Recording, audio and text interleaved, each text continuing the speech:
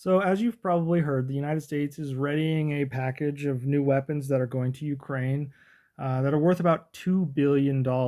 And it's going to include some of the standard munitions we've given them, the javelins, some precision guided munitions, some additional support equipment for Patriot air defense systems. But more importantly, the United States is going to extend Ukraine's ability to strike deeper into Russian territory. And this is due to the US giving them what's called the Ground Launched Small Diameter Bomb, or GLSDB.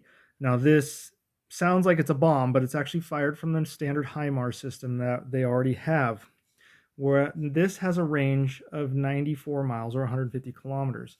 Now, what you see on this map is three variations of rocket artillery that the U.S. can use, can give to Ukraine, rather. The standard HIMARS is everything in green.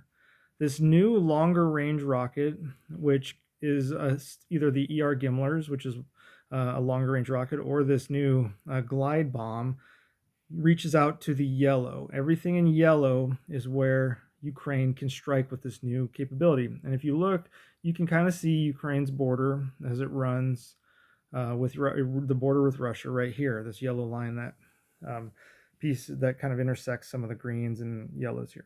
So this interestingly, these weapons are not necessarily coming out of U.S. stockages. They're coming from what's called the Ukraine Security Assistance Initiative, in which 1.725 billion of the 2 billion are actually weapons that are coming directly from U.S. industries rather than existing U.S. stocks. So this is kind of another big deal as industry starts to catch up with the needs of Ukraine.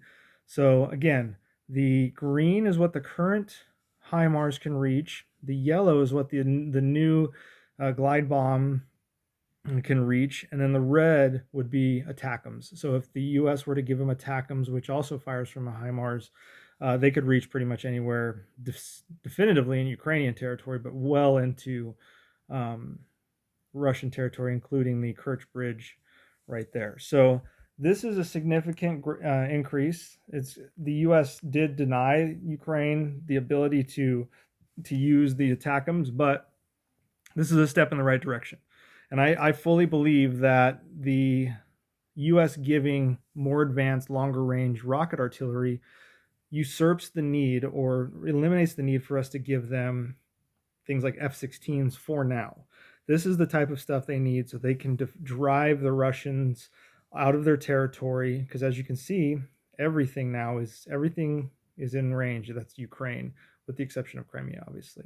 But that's still a significant portion of Crimea that was not previously in the targeting of, or the ability of, Ukraine.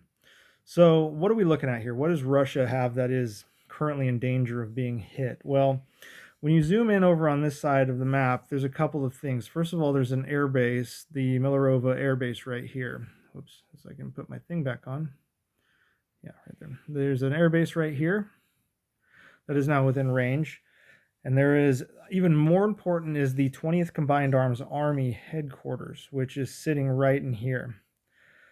This likely will become a very significant target, and they will likely have to exfil back to Russia to ensure they're not being hit. Ukraine has hit this airbase before, but it was due to the ability of special operations forces moving into enemy territory to hit this region here. Now, other places, as I said, within Ukraine was Crimea. That's another major area, and specifically within Crimea, there's an airbase right here. And then this also can hit everything that is in this area right here. So any ships or anything will not be able to port there. Now, they're not necessarily porting there very often or with any major warships, but it does take that ability offline. Most of the warships that are docking in Crimea by Russia dock in this region right here, so kind of away from that and Primorsk over here. But as you can see, this is pretty significant. The ability of the Ukrainians to hit all of this yellow, which is basically all of their territory. You can see they can hit basically everywhere in Ukraine now, as well as deep into Russian territory. Now, it would be very stupid of them to try and hit just civilian infrastructure um, in various areas that weren't able to be hit before, but now that they can